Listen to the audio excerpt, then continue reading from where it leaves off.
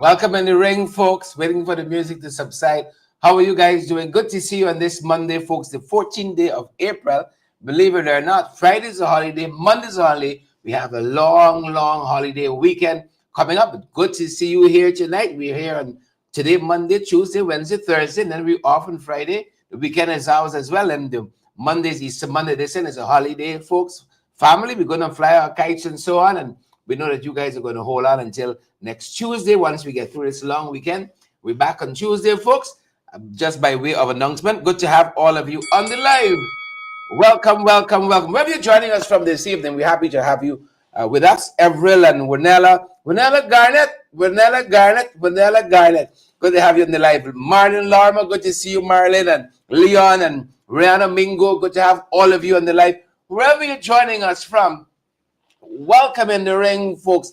There was a PNCR press conference not too long ago, recently, a couple of days ago, and MP Garnish Paul, who joined us this morning, spoke about a livable wage in this country, among some other things. Folks, the PPP making some big, grandiose promises. Not us. Practicality all the way. Practicality all the way. Pansy and Joylin and Lester and all those other folks joining us. Good to have each and every one of you in the ring with us tonight. Pace and power. Welcome, welcome, welcome, welcome to each and every one of you. It's been, the weekend felt so long. You know why? This is season. That is why it felt so long. And guys, I'm happy to be here with you this evening. Linda and Marlon and Vesta, Glycis, Debbie, Carlisle, Roxanne. Good to have you, Pansy. Good to have you, Samantha. Good to have all of you. Nicola, Duncan, Gilbert. Good to have you on the live. Hazel Stevens. Good to have you on the live too. And Rochelle, Jasmine. Good to have you, Marlon Thomas, and all the other folks who are joining us this evening. Some of you are home. I know a couple of folks visiting. Some of you, well, home is New York, home is USA. Some of you are visiting with us. Let me put it in that way. Some of you are visiting with us. Please and thank you. We're happy to have all of you all here. Folks, stay away from the madness and keep your sanity. Stay away from the madness. Please and thank you. And let your sanity stay intact. As I said, Ganesh Bhai Paul in a press conference recently. Take a look. Take a listen. The PNCR APNU, as the next government, reiterates its commitment to guaranteeing livable and living wages to workers and an income that can promote all positively. As the PPP government sporadically and desperately announces its intention to pass on a few inadequate entitlements to sections of the population, let me use the opportunity to pledge to all Guyanese that we, as the next government, will ensure all workers, both in the public and private sectors, receive living wages and all households receive a livable income. We are confident we can achieve these goals within our first year in office. Beyond our first year, we will press on with our plans to further transform the lives and livelihoods of Guyanese to ensure that they have opportunities, freedoms, and capabilities to be the best they can be and to do the most they can do. The PPP's sporadic, inadequate, or one-off measures will do little to ease the cost of living, ensure food security, eradicate poverty, raise living standards, and guarantee a high quality of life.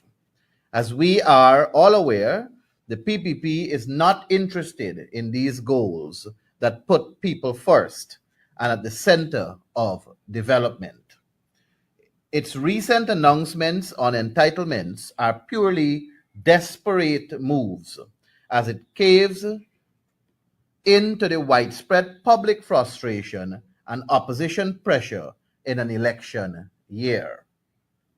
Already, its NIS one-off payments are being criticized as unjust and deceptive as they amount and account for only a small portion of what workers have actually contributed over their working life. its increased subvention to local councils will not even cover the garbage collection budget of many, will not even cover the garbage collection budget of many of them. Guyanese can expect a few more of such gimmicks that shortchange the people and do nothing to transform their lives. Let us also highlight that these recent announcements expose the PPP's inability and indifference to formulate strategic and holistic plans. The development of our communities countrywide requires much more than increased yearly subventions. In addition, communities need to have developmental plans. Councillors need to be paid a proper stipend. Local governance needs to be improved through training and upskilling. PPP political interference needs to be terminated residents need to be re-engaged and remotivated. Similarly, while the decision to pay the full examination fees for all students writing their CSEC examinations will be welcomed, especially by struggling families, the nation still awaits a proper plan to attract and retain more teachers and to improve student performances. As time runs out on the PPP regime, we will see not only desperate acts that will do little to help families, but also acts that will attempt to stir up social and political unrest. The recent events on the Essequibo Coast, Quarantine, and Linden speak for themselves. We call on Guyanese to stand united and focused. With these coming elections, they have the power to usher in a new dawn. Under the PNCR, APNU government, Guyana can become one of the best countries to live in for all its citizens. Yeah, well said, MP Danish Mahi Paul. Well said, well said. In case you're now joining us, we haven't gone too far, folks. That was the opener. That's the Shadow Minister for Local Government and Regional Development, MP Ganesh Mahi Paul. That was the opener, folks. Very practical. Very, very extremely practical. Bigly. Please and thank you, folks. How you all doing? I missed you all over this weekend. What have you guys been up to? What have you guys been up to? Do let us know. Please and thank you. Do let us know. Let us know. We want to know how you all doing. We want to know everything. We fast. Just like that. We fast. We fast. We fast. We like Ben. We like Ben. We fast. We everything. we like Ben. That's the opener, folks. Wherever you're joining us from, welcome in the ring tonight. We can take our time and get through some issues, and we're just happy that you guys are here with us. You know, as we start, might as well we go international and we come back home. We saw your boy Joe Hamilton today before the United Nations on issues of African development in Guyana. Well, after we start hearing the first part of Hamilton presentation, I sign out. I tune out. I plug out. I ain't got time for my blood pressure to raise with Hamilton. I tune out. So I'm using the phrase plug out in that limited sense. I tune out. You don't always got the time and the patience to hear nonsense. And so as we get older, here's big people got to stick together. You kind of choose what you give your time to. And that's so. Not every any tin cup knock you there. But for reporting purposes. Only for reporting purposes. I want you all to hear some of the nonsense. Hamilton said, no, if you start, you set the bar low. I mean, I ain't listening to the rest of it. I'm not listening to the rest of it. Right? So they want to talk about all that the government doing for Afro-Guyanese. And he started wrong. Wrong bank. You know how them boys is saying? Wrong. I'm telling you, he start wrong. Wrong bank. Folks, where are you joining us from? This was the International Decade of People of African Descent Assembly, Guyana. Right? They're at the United Nations 4th session of the Permanent Forum on People of African Descent. It is out of this is birthed this International Decade of People of African Descent. And now they've extended it to a second decade. Of course, they sent Hamilton. They couldn't find one proper person. One proper person. They sent Hamilton. Well, he start wrong. He start wrong. I know you're not going to fault me. He start wrong. Take a look. Take a listen. This session of the Permanent Forum on Peoples of African Descent allows us to advance the cause of reparatory justice in the age of artificial intelligence, while at the same time share our experiences at the national level. The development of Afro-Guyanese and Guyanese as a whole in Guyana, multi-ethnic nation, is a priority for my government. We have embarked on a transformative agenda which is rapidly changing the economic and physical infrastructure of the country. This is deliberately matched with initiatives that ensure greater inclusion and participation of all citizens in the goods, services, and opportunities available to reduce poverty, geographic disparity, ethnic insecurities, and inequality. Time will only allow me to focus on two areas of social justice and how this approach has transformed the lives of Guyanese, including persons of African descent. In terms of the right of education and human resource development, the Guyana Online Academy of Learning has awarded thousands of scholarships over the last 4 years, providing free online education. You heard him there. Guyana Online Academy of Learning. It's Goalie talking about. That's how we start. That is how we start with fraudulency. Now, how are you going to listen to the rest? If Joe Hamilton started, if we start with fraudulency, how am I going to listen to the rest? You all tell me. Make it make sense. Us still, Samantha, Yonet, Carol, Nima, make it make sense. The man start with goal. If you start on a fraudulent note,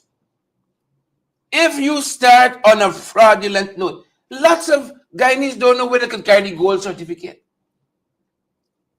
This program has been riddled with scandal from start to finish. But it's a government that does not like to build institutions. They could have developed the online arm, for instance, of my alma mater, the University of Guyana. They could have done that. But no, not them. They want to go and do their own story. Kim Walker, Stacey Ann, they want to go and do their own story and they start goal. Now, we big and we got sense. We big and we got sense. I'm just thankful that at that forum, you got folks like Vincent Alexander. You got some good people there who I know are going to give our international partners the valid and the credible information. Rondalyn, he start wrong. If you can start on the footing of goal, because a lot of people frightened to turn up any place. Never mind, you might have one or two genuine instances where the certification might be good. But what we have seen in the recent past, folks, leaves much to be desired. It leaves much to be desired on the goal front. You and I were here together when we saw the latest scandal with gold, weren't we? I heard they here by myself. Huh? Then Gold said they had a middleman called the ISDC. The middleman going through, finding placements in these universities, paying for the tuition on behalf of this country. And then when the truth come out, when the real thing come out, Staffordshire, for instance, was it so long ago that we forgot? So they don't know about gold. They are not online academy of learning, and they don't know about ISDC neither, or neither. They don't know about none of them. It was the same for the University of Liverpool. Wasn't this just last week? And this man got the temerity, Margaret, to carry gold on the international stage. People running from us, running from gold. And he can carry that and say, this is the measure. Look what we have done for education with black people in this country and others. Damn a shame. Damn shame. Why not use the University of Guyana? Why not ask Dr. Paloma Mohammed, the Vice Chancellor, for the breakdown, how many Afro-Guyanese go attend there and so on. I said, this is what we're doing. We just implemented free education here. Look what we're doing. Bap, bap, bap. Gold is the standard, you know. But this is not gold. You and I know it's not gold. This is dross we're talking about here. As we say in Guyana, colloquially, it's canter. Arden University said, we don't know them. It's fakery and fraudulency. We don't know them. We know ISDC. We don't know gold. We might know silver, but we don't know gold. How can you use that? First thing, a proper investigation needs to be launched. A proper investigation needs to be launched. The government has been mum on how much money they have paid to ISDC, the middleman. They have been mum on that. And mind you, if you guys are ardent viewers, followers, listeners of our program, you all know by now the billions that they have given to gold. Gold is rivaling the University of Guyana in terms of subvention. Rivaling the University of Guyana. So when Hamilton takes to the UN podium and desecrates it with lies and fraudulency, we cannot let it pass. We should not let it pass either. Fake and fraudulency. That's what's happening here. And we cannot, we must not, the onus upon us to let it pass. We got to correct it with truth and facts. Valid and credible information all the way. And as I said, I saw some of our folks there. Miss Olive Sampson, the CEO of Ipadagy Guyana. I saw the chairman, Mr. Vincent Alexander, was there. I saw Kibwe Copeland as well, representing the Ipadagy team there as well. You know, I saw some folks representing the Afro-Guyanese interest. I saw people from Ethnic Relations Commission. They don't look like us, but they're representing our interests. And let's be real.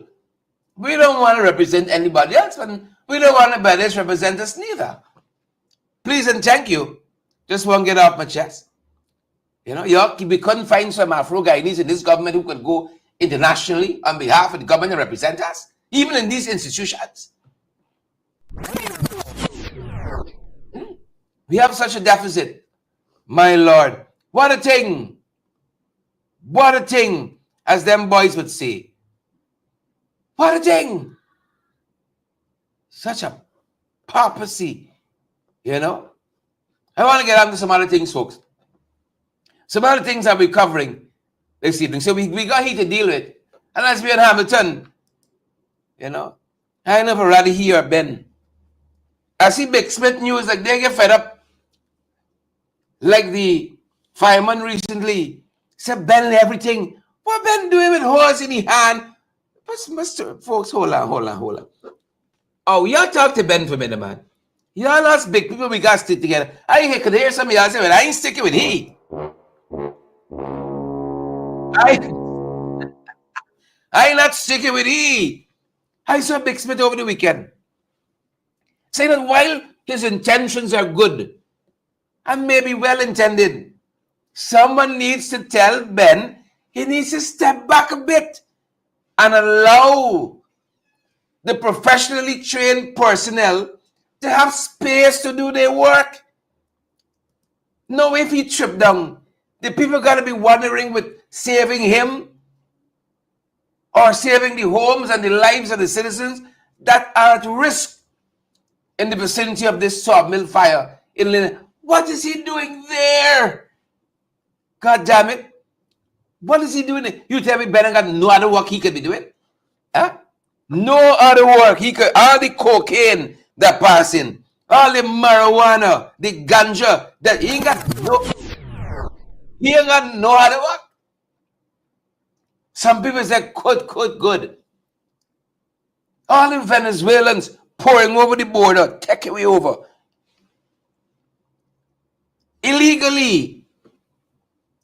No other work better got to do. Huh? No other work. So here is Big Smith saying, step back. So Minister Ben, this is Big Smith news, you know. I don't know if Big Smith talking here is real and truly Clifton Hickens.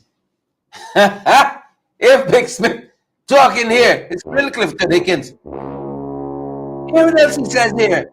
You know, in a whole op-ed, Big Smith News Watch, he said Minister Ben has been turning up at crime, at potential scenes, right? At crime scenes, moving around within the crime scene, you know? And he ought not to. This is Big Smith, you know. He says on many occasions, he has spoken about proper protective equipment for police and fire personnel. And yet here is the minister in the midst of a firefighting operation in Linden without any protective equipment. Big Smith said this is a bad example and a bad show. It's a bad example and a bad show. Here what Big Smith asks here, who becomes responsible should something happen to him while he's in the active scene? Left he intend to work. Who is responsible should something happen to him while he is on an active scene like this, where civilians ought not to be? You know, just left here, y'all do y'all work. Some people want a state funeral, you know, I can tell you honest. Some people want a state funeral. Why disappoint them? Why disappoint them? What is he doing? You know, some of us get older and wiser. Some of us, brothers and sisters, we get older and wiser, and some other people just old and dotish. Old and dotish. What is he doing there? You know, I don't know if the Ghana police force got to come out and say, well, Big Smith don't represent our views because he does a lot of PR for the Ghana police force. He doesn't like how they come out and say the fireman. His view doesn't represent all of us here in the Ghana fire service. What is he doing there? If he tumbled down there now, I'd say to the man, y'all just keep on hosing down the fire, Lefty. Y'all just keep hosing down the fire. You know? Some of them wake up, good. You go on with hose. Who sent for you? You go on with hose. And it's because the regional vice chair, Mr. Mark Gordon and I were on the scene, and I asked Mark, I said, any government official came as yet? He said, nobody can come. Only the regional officials, they were the highest ranking officials who visited the scene there. And then he rushed up there. But I ain't tell you go hold hose. You know? Do your politics, okay, make sure everything is going to, but stay back. Stay back. The men them got to hose you down. First, the hose is pitchy right in the middle of the whole thing. And there's another story. Here's the opposition then. Huh? The opposition element said something for him. Who sent you there, man? Who sent him there? Some people real fast, you know. Real fast and everything. Can't take them for that. Can't take them for that. That being said, folks, that being said, congrats to in some lighter news. Let me mix it up for y'all. Let bring down back your pressure. Some of you obviously pelting the TV, cussing up in your house, and all like Monday night. It's not Bible study tonight, no? Get it on bad. Trans-Guyana has a, how do I frame this? Has a very prestigious accolade that has been bestowed on them. They can not only fly now in Guyana, but we're being told that interregional travel as well. Trans-Guyana is the first local airline of this. I love to see our businesses grow from strength to strength. I love it, love it, love it, love it, love it. A lot. Strength to strength. And this is what they got to keep doing. They said that they have become the first and only operator in Guyana to receive approval from the Civil Aviation Authority, right, to conduct the area navigation and instrument approaches, right? They said this technology allows the aircraft to navigate using onboard systems rather than ground-based air, which significantly improves their landing safety. So them boys not only working at home now, right? Them boys going abroad. You see, I love it. I love it. I love it. I love it. They said this highlights the Trans-Guyana commitment to safe and modern air travel across Guyana and the Caribbean. Nice time. Nice time. I like it. From strength to strength. That's how we got to do it. As a country, as communities, as individuals, from strength to strength. That's how we do it. Please and thank you. I know as we're there, a good segue from there is what they're talking to us about in Kokwani. They said the airstrip 60% complete. We were just in Kokwani. A hop and skip and a jump ago. We were just in Kokwani. And they had not even started this project yet. So we were taken aback. And not only taken aback, good folks, we were taken to the back. When we learned of Stranger than fiction, 60% complete. Well, you know they said a finish.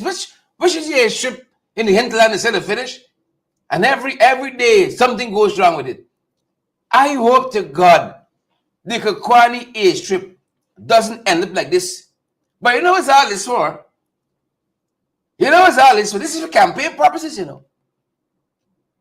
It takes them too long to get into Kokwani by road. And they said this here, that started within the last 2 weeks, 60% complete. It's a $248 million upgrade to the Kokwani airstrip.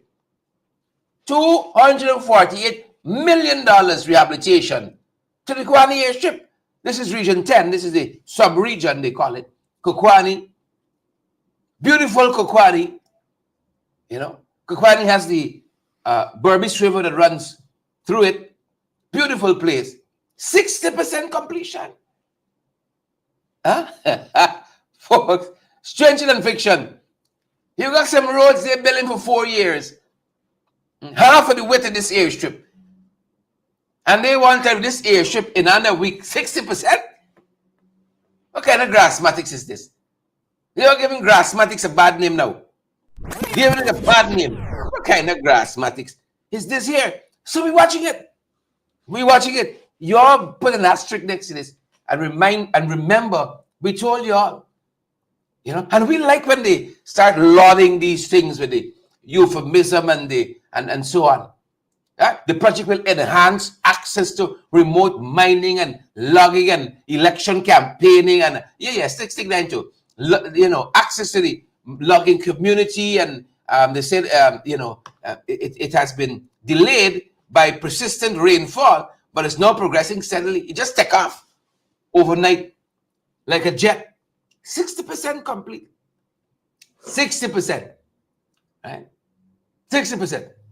So during his visit, the bishop, Juan Egil, addressed opposition concerns about a reported rotting pipe beneath the surface, right? Clarifying that the only pipe exposed is only the ends that show us. Y'all remember that, right? Y'all remember that? He says only ends in the pipe, right, that are exposed that showed us, but the structure remains sound. Y'all remember he said that? You know the sad part of this is? It's other people's life and limb could be at risk. He has said the pipe is sound, it's only ends. All right. All right. He said nobody has been in the airstrip under rotten pipe. All right. All right. Hey, better cocks than you, crew. Better cocks than him, we heard, crew. And as we're in the airstrip, you know, I saw a company is just started up operations, start producing in the mining sector. He did say what mining and the airstrip opening up. You know, I like to see when these companies coming all bright-eyed into this country, you know. The head high and the steps are swift. I love it. You know, they started well.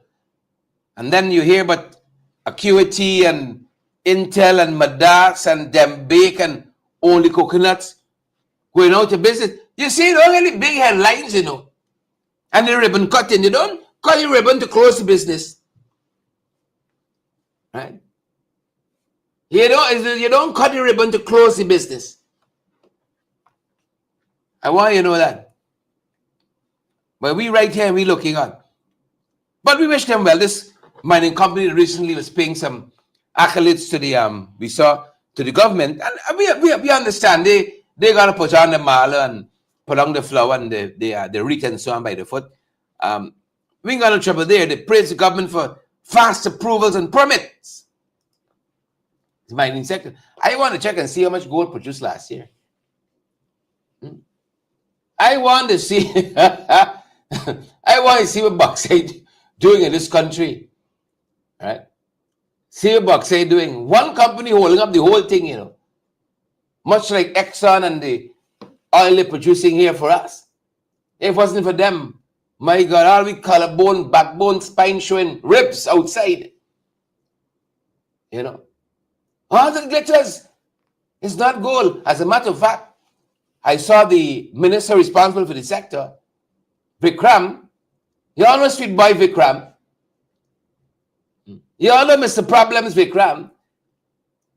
Vikram said that, you know, things are nice. People leaving the gold sector. They got a labor shortage. Leaving the sector is doing so well and going into oil and gas now by the hundreds. And that's part of the problem. Gold and so on. The mining sector not doing so well. So I want to congratulate the businesses that are coming. I hope you get your investments worth. And the Guyanese get their pound of flesh too. Not just businesses making money and going. You know what's the sad thing? For the amount of companies that have worked in the mining sector in our country, over the long history of our country, I'm surprised that Linden has not gotten more and more the benefit. That Kokwani, Aichuni, Araima has not gotten more of the benefit from these investments. So they come, they dig we out, they go with the majority, and then the people take the rest. And that's part of why Linden is in the state that Linden is in. Big bauxite operation going on. I see they say 38%. This one company shut up the whole production numbers by in 2024. And yet, the road to get into Kokwani, my God,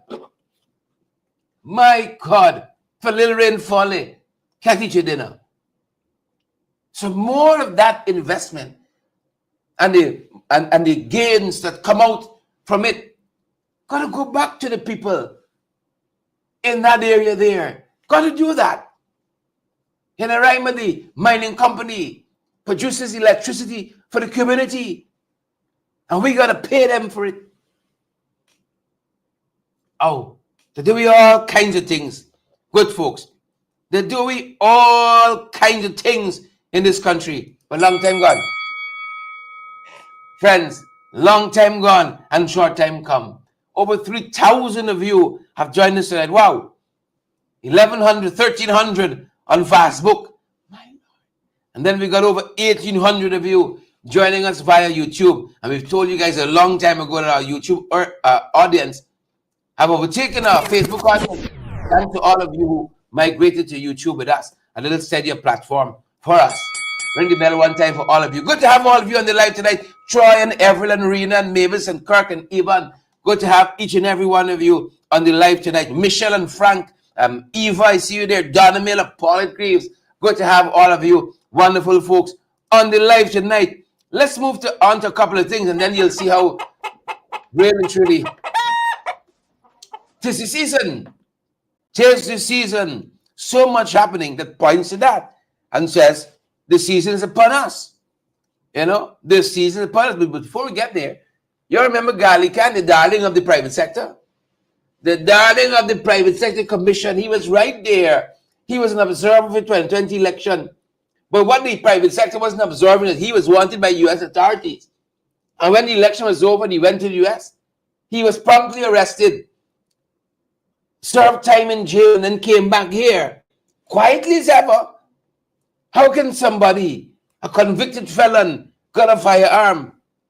And by now you know what he did to Marissa Skeet.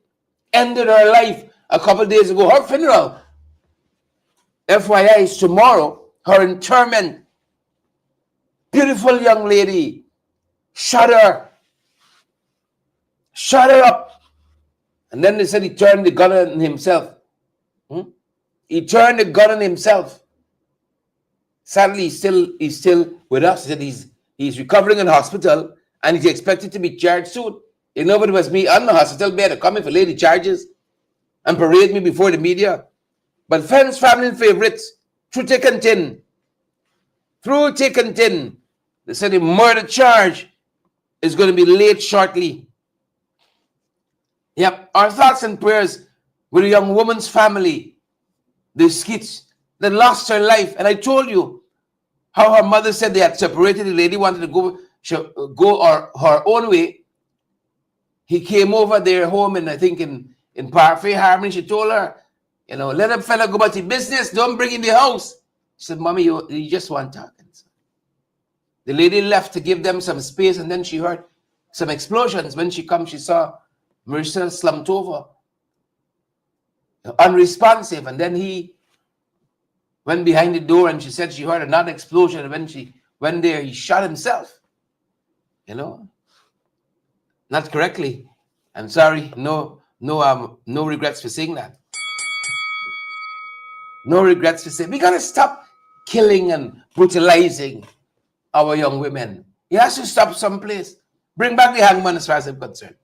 Bring back the hangman. Bring back the hangman. Come back quietly and he there with them back in the private sector. So on, and he ready for the next election to be an observer again. Yeah. And I'm certain it's not his first rodeo. It's not his first rodeo. But our thoughts and prayers with this young lady's family. You know, to have lost one so beautiful, so young, so promising. You know, whole life ahead of her, as we say. Thoughts and prayers with them. Tomorrow, you can heard by way of information. So we're following that as well, and a couple other things as we have your attention. You know, tis the season, promises left, right, and center. Now some of what we've saw today, and we had to ask ourselves when we were in Region 3 at the Ministry of Housing event, whether it was a dream realized, you know, or was a nightmare. Because 5 years later, I mean, like, how much people in this country really and truly? Huh? Because I am left to think that people who already got land going back for more land. We saw a long line. This is Region 3, Podra in the West Demerara Secondary School. Well, actually, this is the Ministry of Housing office next to that secondary school. This long line, people waiting for hours.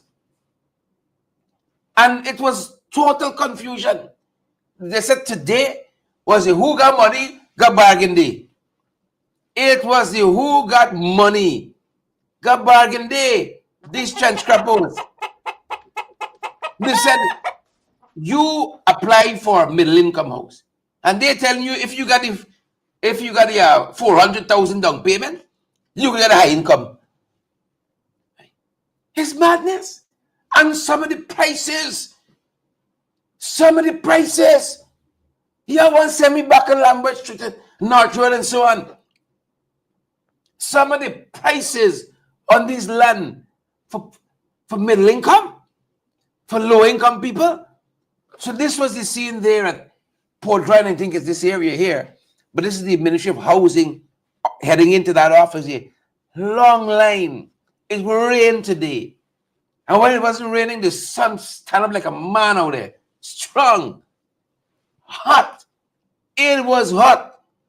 We got to stop this madness here. We got to stop this. Folks, hold on. Before I say what I want to say. This was next door now. This is the West Demar Secondary School. I would average 3,000 people here. Total chaos. And they said they shared out 1,000 houses. They could not share out 1,000 houses. In that fashion they were doing today. In that slow fashion they could not share out 1,000 house lots. Give me a break. You got to push your hand in the bag, put a mile on the minister, tell you we handsome, tell Susan how she handsome too, and all of that. Sweet talk them, get photograph taken, and a whole man of stuff. You could not do 1,000 allocations today. So let me just call it. But folks, if you're all telling me, no, we should advance. You could drive your car down the road, you above the speed limit, they take your photograph, send the bill to your house, whatever's the amount you got to pay for speeding or what have you. And you tell me you say I got to line up in a line for 15 hours for house lot? That's what you're telling me? For 15 hours? All of this vast land, untamed, untouched, virgin land we got in this country. And you telling me, since a baby born with 100,000, you get an allocation right away? I say she or he, by the back part, by the fence, by the side avenue. Huh? With your 100,000, you get your allocation and you steal a cement one time and that. With all the vast land, we live predominantly on the coast in this country. Predominantly on the coast. And a small part of the coast too. Once you start going inward, it is land as far as the eye could see and beyond that. And you tell me, people have to stand up 15 hours for a house lot? For why? Why is that? Why is that? I saw the ambulance come and go several times. People don't even know what is happening. This is madness. This is madness. When it's not the passport office, when it's not for cash grant, when it's not for house lot, people got to stand up hours upon hours upon hours. People holler upon you, shout at you, treat you bad, all manner of things. For why? There must be a better way that we can treat our citizens in this country. There must be. I refuse to believe that in the 21st century, in the age of AI, you know, them boys believe once they add AI to anything, that makes it all better. Once they had artificial intelligence in a sentence, oh my God, we sung so bright. In the age of AI, once you add that, good to go. Forgive me. Once you add AI, all is well. We got to change that. We cannot have our people suffering so needlessly, folks, so senselessly. Make it make sense. Make it make sense. These were the scenes in Region 3. We'll show you some more that we took. Some is already posted on our Facebook page already. But let's get to some other things we wanna touch on before time runs out on us this evening. I'll tell you of all the promises they're making. I know you guys want to run after other shows, but bear with us as we wrap up. This is Region 6 over the weekend. Region 6. We saw this headline. AFN wraps up Region 6 outreach.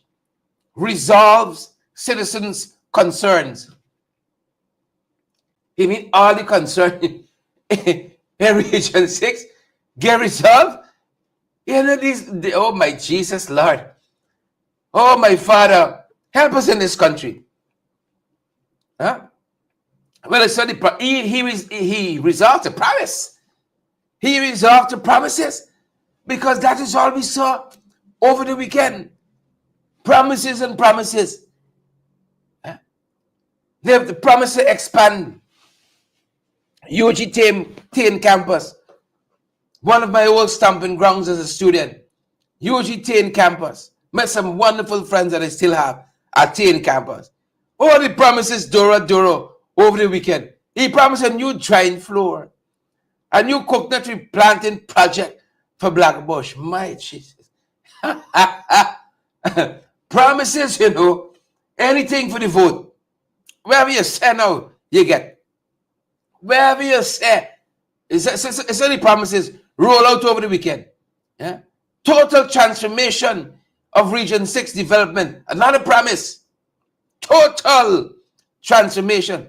The promises, folks, is promises more than people in Region 6. This is how you know it's election time, What don't happen in a day is happening. What don't happen in a year is happening in a day. More promises in his skin. This is because we can't catch grant is subject to a major increase. Vote back for we. It is subject to a major increase. Vote back for we. Please and thank you. Vote back. Vote back for us now. Vote back for us now. My Lord. My Lord. My Lord. I wanted to tell the folks in the UN over the weekend about the deaths in Linden. I wanted this part of the promises.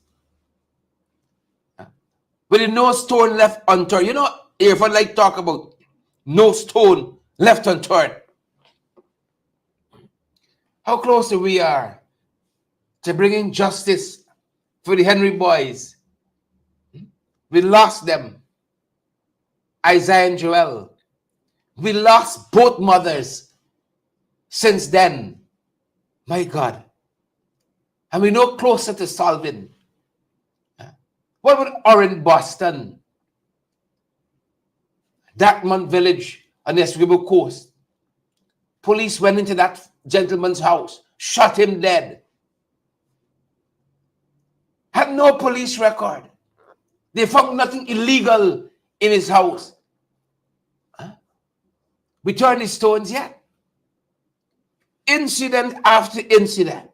And now we got the the RSS back with us with more promises of their own. Of more promises of their own. In a recent press conference, the mayor of Linden, Sharma Solomon, spoke to the issues of these young men that lost their lives in Linden recently. And on the other side of that, we're going to pick up on this investigation by the RAS people. Our sincerest condolences on this tragic event that occurred on the 17th and the 18th of April 2025, resulting in the loss of lives in the Wisma community. Our thoughts and prayers are with the family and their loved ones at the moment of Mr. Peters and Mr. Forgenet. On the 17th of April, a young man within the community of Kansas City, Wisma, Linden, Mr. Ronaldo Peters.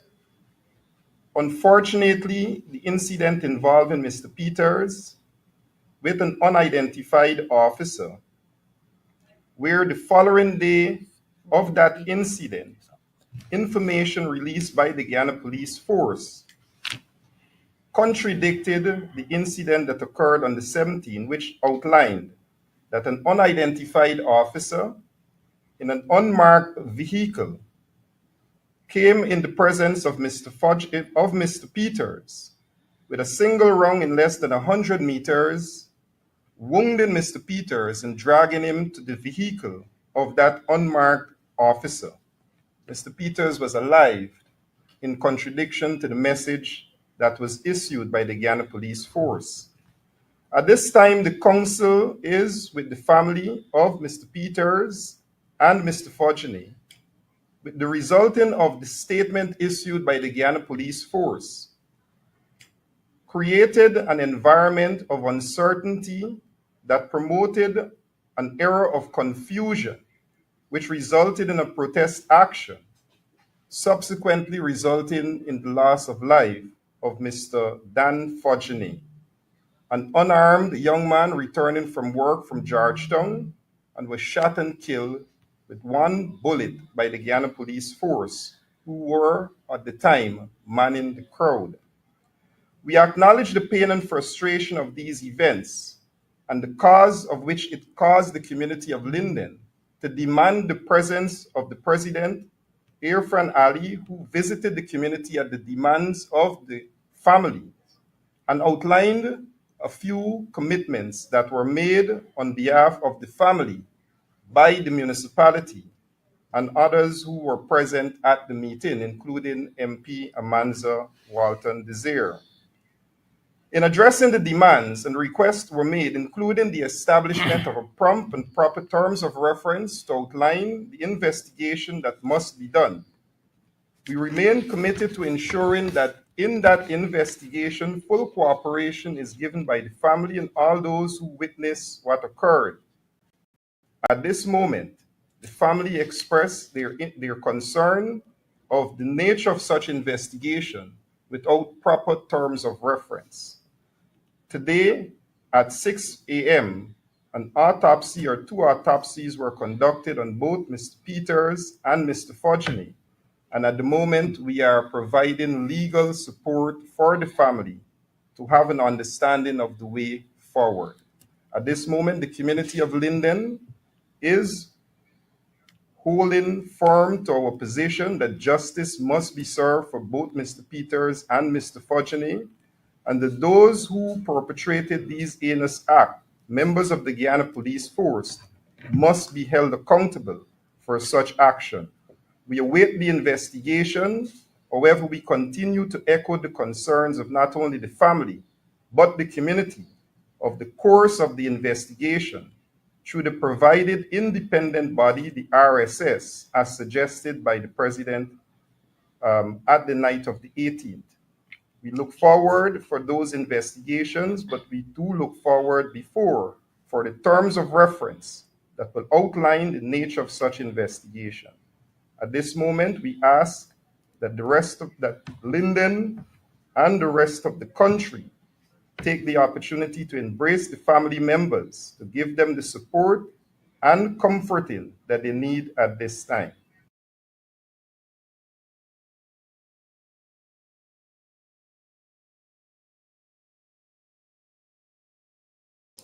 Apologies there, folks.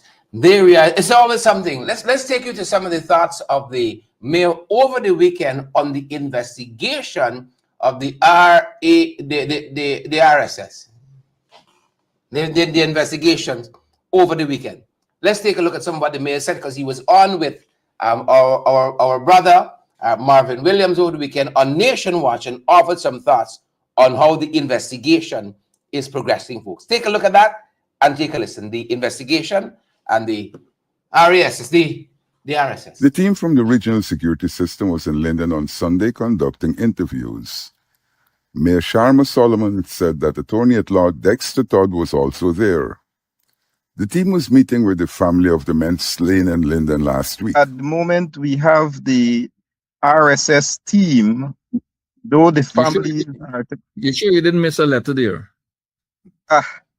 Though we are to meet with them at 1 o'clock at the Watuka Guest House. The families are here and they came by because two witnesses came forward after we arrived that actually were in possession of some of the evidence. And they came by and Dr. Todd His presence is to give legal advice to the family and counsel, and some of the witnesses have asked him to stand in while they are being questioned. So The situation in Linden has been described as particularly troubling. Whenever there is civil unrest in Linden, the police seem to come out with lethal intent. We saw in 2012 when 3 youngsters were shot with live rounds. They obviously died. Mayor Solomon said that the trend extends beyond the borders of Linden. in Linden, people are aware and accustomed that comes with the quest for finding a better way to live, to appeal for their rights to be respected. I've always been met with that sort of engagement from the authorities, from the state, from the coercive arm, which is the Guyana Police Force. And where Linden's position is that makes these things very relevant, and this is very important, is as an extractive community.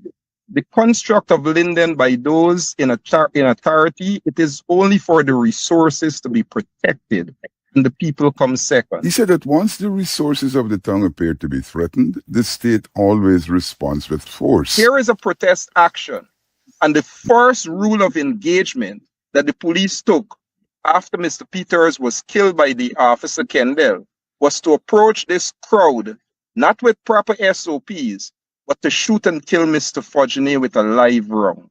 That is in itself a demonstration of why Linden, from the history to even the current situation that we saw, would have seen a second death in Mr. Fudgenet as a means of crowd control. Marvin Williams queried whether the RSS has any legitimacy in conducting the investigation in Guyana.